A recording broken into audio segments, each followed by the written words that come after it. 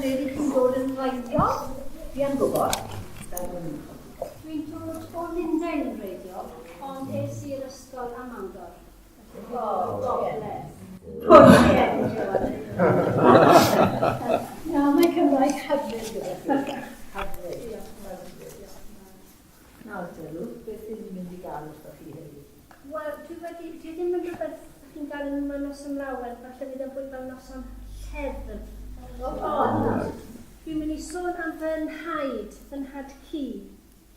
Ei enw oedd Stephen Owen Tudor, a dyma lun ohono. Oedd y bachgen hynaf yn y teulu, felly dyma fo yn y canol, mae'n anodd i chi weld yn y pen.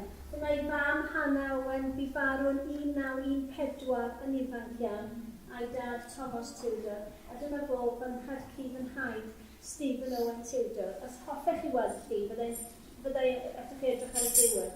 A roedd e'n byw, gafodd ei eni ar fferm o'r enw Llwyn y Bog, a roedd e'n byw ar y fferm hws nesaf fferm Nant yr Hafod. Ac mae fferm Nant yr Hafod mewn pentref o'r enw Stay Little.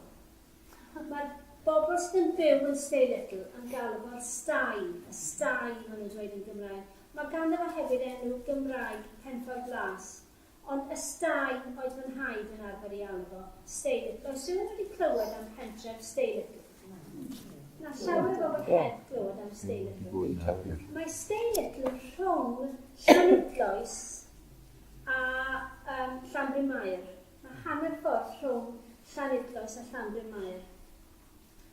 A roedd y capel, roedd fy nhaid yn mynd iddo, capel y graig, mae hi'n dal yna. Mae ar lannau afon clywedog. Mae nant clywedog i ddweud y gwir. Fi'n siŵr eich bod chi wedi clywed am lyn clywedog. Wel, doedd y llyn ddim yn bodoli o sgwrs bryd hynny. Ond mae'r nant, mae'r afon clywedog yn dal i fy'n heibio capel y graig. A wedyn mae'n mynd chydig bach yn bellach, rownd y gornel, a mae'n dod mewn i'r llyn nawr. A fe dangosed map yma i chi, achos dyma un o fy nhrysorau ydy'r map yma. Map yn y Gymraeg. A fe brynes i hwn yn Llanrwst, flynyddoedd mawr yn ôl, a dwi wedi bod eisiau cael llawer mwy o gopïau, ond dwi ddim yn bodoli dim mwy. Felly fe gewch chi weld yma, ond fe gewch chi ddim cyffwrdd yma. Fe gewch chi gyffwrdd yma, ond fe gewch chi ddim o'r yma. A so'r gorau hwn rwan, fe welwch chi Gymru, yn ei holl, ydy'r ffordd iawn i fyny? A dwi wedi, yn ofalus dwi wedi dangos mewn pink, dyma lle mae Stay Little. Achos edrychwch chi byth ar fath o Gymru, mae'n hawdd ffeindio Stay Little, does dim rhaid i chi fynd fel hyn.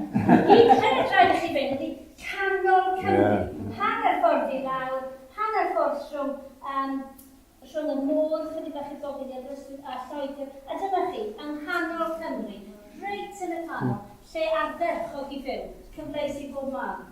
Ond mae'n anghysbeth ofnadwy. Felly, fe soniau diwan am pam o'n sôn amdano.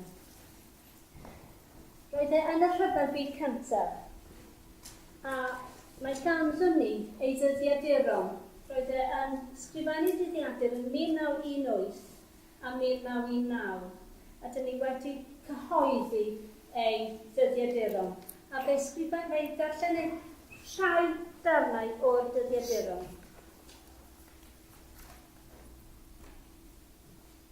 Dyma lun tu dal yn blaen ei ddyddiadur 1918. Ac ar y top ar y tu fewn, mae'n sgwennu ei enw a rhif y fyddin, a mae'n sgrifennu Peace on Earth. Dyna beth ysgrifennodd o ar ddechrau mis Ionawr 1918. Doedd dim peace on earth ar y dyddiad yna, ond dyna oedd e'n obeithio amdano fe. Felly, fe anfonwyd gyfro dyhead am heddwch, a yearning for peace. A mae wedi sgrifennu rhywbeth bob dydd o'r flwyddyn am y 2 flynedd. A mae'n defnyddio llawer iawn o dyfyniadau. Mae'n dibynnu gan David Lloyd George, Adrodd Wilson, Adrodd America, Douglas Haig. Mae hefyd yn dyfynnu gan feirdd a llenorion yn Gymraeg ac yn Saesneg.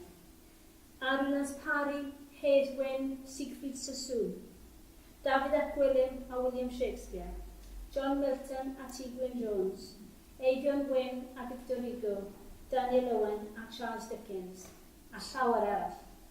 Ac mae'n dyfynnu o'r Beibl ac o emynau Cymraeg a Saesneg drwy gydol, yn trio gwneud synwyr o'r gyflafan y rhyfel. Felly, dwi ddim wedi sgwennu llawer, dwi'n wedi darllen llawer, ond enghraifft. Ar y 4 o Chwefror 1918, dyma'r tro cyntaf mae'n mynd i Ffrainc gyda y Welsh Guards, y gwarchodlu Cymreig. A dyma beth ysgrifennodd o. Cychwyn. 11 ohonom, signalers, yn cychwyn i Ffrainc. Yr wyf yn awr yn y tren rhwng Waterloo a Southampton. Dyma fi yn cael mynd o'r diwedd. Yr ydym wedi bod yn canu pan ddelo plant y tonau yn iach o'r cystydd mawr. Un o blant y tonau wyf fi, ond byddaf fodlon os delir fy mhen yn uwch na'r don. Gorwedd heno ar bwrdd y King Edward y llong a chysgu. A wedyn mae'n mynd yn syth i'r ffrantlaen, i'r llinell flaen. Ac ar y 30 o Chwefror, 23 February, dyma beth mae'n ysgrifennu. Neithiwr fi yn y gwarch ffosydd drachefn, yn cludo barbed wire i'r ffosydd blaenaf, ac yn ei osod i fyny yng ngolau llwyd y llwy. Yr oedd y gelyn yn anfon golau i'r awyr, nes oedd popeth yn amlwg, ac yr oedd bwledi yn chwibiannu heibio am marwolaeth yn hofran yn yr awyr, ac yr oedd y maes yn unig ac yn farwodd ddigalon. Byddaf yn mynd i fyny yna eto heno. A wedyn ar y 10 o Fawrth, 10th of March, Sunday, diwrnod hafaidd. Bore heddiw, aeth nifer o filwyr o un o'r cwmnïau ni drosodd i wneud ymosodiad anisgwyliadwy. Trodd yr anturiedd allan yn fethiant, o blegu'r cawsom golledion mawr. Lladdwyd Mr Ballard, clwyfwyd un swyddog arall, lladdwyd a clwyfwyd amryw o ddynion, ac ofnir bod un neu ddau yn garcharorion. Gwelais amryw o gyrff drylliedig yn mynd heibio, ac un bachgen wedi colli ei goes. Dyma fel y treulir y sabath mewn rhyfel.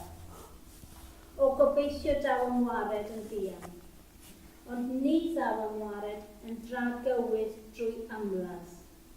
Sut y gellir cyfreithloni a chyfiawnhau peth fel hyn? Y noson o blaen, yr oeddwn yn gwarched yn rhymder y nos, gyda drill a picell ar ei flaen. Ond dyna oedd ar fy meddwl ar hyd yr amser, Gentle Jesus, meek and mild. Felly dyna dechrau y rhyfel. Erbyn y mis Hydref, mae'n dal ar yr llinell flaen. Ac ar y 9-10 o'r Hydref, da chi'n cael teimlad o'r Almaenwyr yn mynd yn ôl i'r Almaen yn cilio, a mae'r llinell flaen yn symud yn gyflu mewn. First, the front line moves very quickly, as you can see. Ar y 9 o'r Hydref, mae'n dyfynnu o llyfr Chronicle, a'i lyfr Chronicle. Yna lle barodd Solomon, yr arglwydd a ddywedodd yr arhosau e fe yn y tywyllwch. A dyma beth mae taid wedi sgrifennu. Ni chlywais y fath bombardio yn fy mywyd ar bore yna. Fe luchiwyd rhyw dinelli o dan ar ôl yr egni yn ardal Cambrai. Yr wyf yn awr yn y ffos yn barod i fynd ymlaen. Yr ydym ninnau hefyd yn disgwyl mynd trosodd. Ond mae'r arglwydd yn y tywyllwch. Beth aeth o'n weinidog, chi'n teimlo'r ffydd oedd ganddo. Y diwrnod wedyn, y 10 o Hydref, symud Zoe o'r ffosydd o soniais amdanynt a chysgu heno mewn hen dŷ. Yr roedd y gelyn yma Zoe, ond yn ni sydd yma heddiw. A wedyn, y diwrnod wedyn, 11 o Hydref, 11 o October, cychwyn o ddeiti 1 o'r gloch y bore, a chroesio'r llinell efo'r wawr. Eithon ymlaen ychydig heb ddim gwrthwynebiad, ond wedi cyrraedd pentref St Fast, fe'n daliwyd I fyny gan machine gun, ac yma ar ydym yng nghyffiniau y pentref. Yr oedd yr ellmyn yma bore heddiw, ond yn lu sydd yma heno, lle mae'r pethau'n symud yn gyflym, ond roedd llawer o bobl yn dal I fel I lladd. A wedyn, wrth gwrs, ar yr unfed ar 10 o Dachwedd am 11 o'r gloch 1918, diwrnod y cadoediad, a dyma ysgrifennodd e. Cadoediad armistice. Derfydd yr ymladd ar seithi heddiw am 11 o'r gloch. Y Kaiser a'i fab, y tywysog coronol, wedi mynd I Holland. Yn dilyn yr armistice, roedd rhaid i'r gwarchodlu Gymreig orymdeithio, martsio, 150 o filltiroedd I Cologne. A roedd rhaid yn nhw martsio gyda, mae'n dweud yn Saesneg. Cychwyn nhw ar, mae'n dweud yn Saesneg. The strictest march discipline was observed all the way. Full regulation kit was carried by each man. Not a single man fell out on this march. The roads are bad, the marching at times was hard.